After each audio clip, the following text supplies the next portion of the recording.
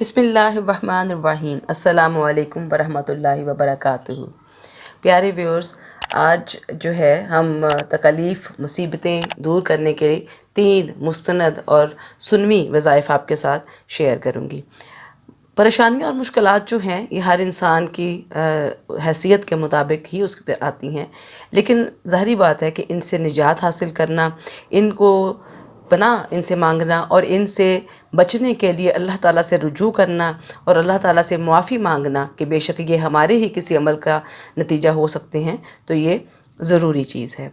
تو ہمارے نبی اکرم صلی اللہ علیہ وآلہ وسلم اور ان کے علاوہ دیگر انبیاء علیہ السلام، جب ان کے اوپر بھی کوئی مصیبت آئی، ان کے اوپر کوئی مصائب آئے، ان کو کوئی مشکلات کا سامنا کرنا پڑا، تو انہوں نے اللہ ہی سے رجوع کیا، اور وہ کلام جو انہوں نے اور وہ جو باتیں اور وہ جو الفاظ دہرائے انہوں نے اپنی اس پریشانی کو دور کرنے کے لیے، وہی وہ وظائف ہیں جو کہ امت کے لیے بھی اللہ اور اس کے رسول نے تجویز فرمائے ہیں۔ تو آئیے ان وظائف کو دیکھتے ہیں اور ان وظائف کے نتیجے میں اپنے اعمال کو درست کرنے کی کوشش کرتے ہیں۔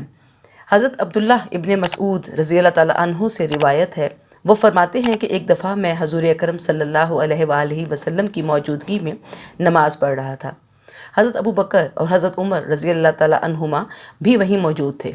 اتحیات، تشہد اور درود شریف پڑھنے کے بعد جب میں دعا شروع کرنے لگا تو آپ صلی اللہ علیہ وآلہ وسلم نے ارشاد فرمایا، سل تؤتا، سل تؤتا، مانگ تجھے دیا جائے گا،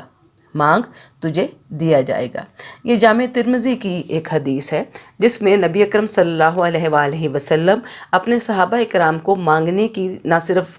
تلقین کر رہے ہیں بلکہ مانگنے کا سلیقہ بھی سکھا رہے ہیں۔ بے شک اللہ تعالیٰ کو عجز بہت پسند ہے، تو اللہ تعالیٰ جب آپ عاجزی سے مانگتے ہیں، جب گڑ گڑا کر مانگتے ہیں اور جب آپ ان سے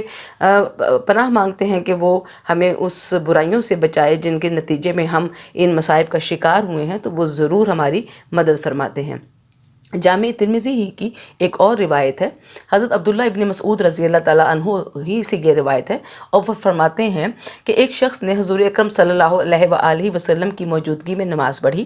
بغیر حمد و ثنا کے دعا مانگنا شروع کر دی۔ جب نماز سے فارغ ہوا تو آپ صلی اللہ علیہ وآلہ وسلم نے فرمایا کہ سائل، تو نے مانگنے میں جلدی کر دی، تجھے چاہیے کہ جب دعا مانگنے لگے تو پہلے اللہ تعالیٰ کی خوب حمد و ثنا کرو، پھر مجھ پر درود بھیجو اور پھر اللہ کی طرف متوجہ ہو۔ گویا کہ عبادت سلیقہ ہے، ظاہری بات ہے، عبادت ادب کا نام ہے، لیکن اللہ سے مانگنا جو ہے یہ بھی ادب کے قرینے میں آتا ہے۔ تو اللہ تعالیٰ جو ہیں وہ پسند کرتے ہیں کہ ان سے بے پناہ محبت رکھتے ہوئے مانگا جائے، ان کی بے حد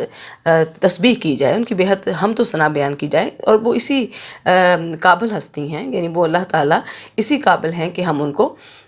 بے پناہ چاہیں اور ان کو یاد کریں۔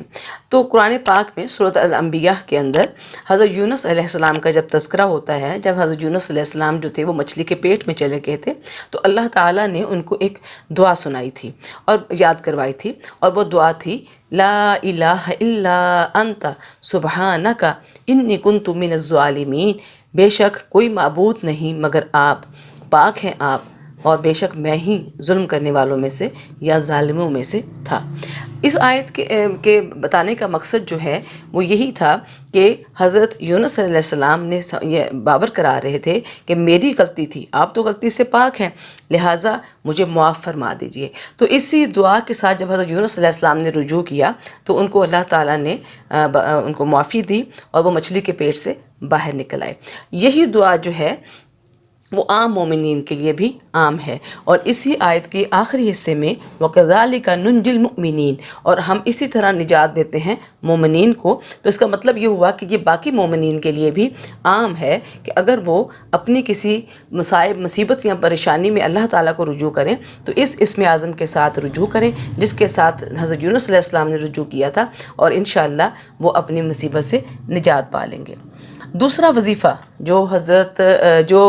مصیبت کو دور کرنے کے لیے اسم اعظم ہے، وہ سورہ آل عمران کی یہ آیت ہے، حسبنا اللہ ونعم الوکیل، ہمارے لیے اللہ کافی ہے اور وہ بہترین کارساز ہے۔ یہ جو دعا ہے یہ حضرت ابراہیم علیہ السلام نے اس وقت مانگی تھی جب وہ ان کو آگ میں پھینکا جا رہا تھا، اور اسی آیت کے بدلے میں اور اسی دعا کے بدلے میں اللہ تعالیٰ نے ان کو اس آگ کو گلزار کیا اور ان کو اس مصیبت سے نجات دی۔ لہٰذا یہ بھی ایک تصدیق شدہ اسم اعظم ہے۔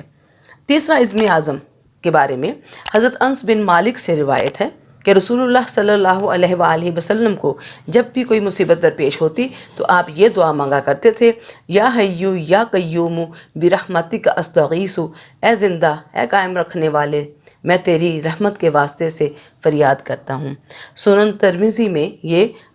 جو دعا ہے یہ موجود ہے۔ لہٰذا ویورز، ان تینوں اسم اعظم سے لا الہ الا انت سبحانک انی کنت من الظالمین، حسبنا اللہ ونعم الوکیل اور یا حیو یا قیوم برحمتک استغیث،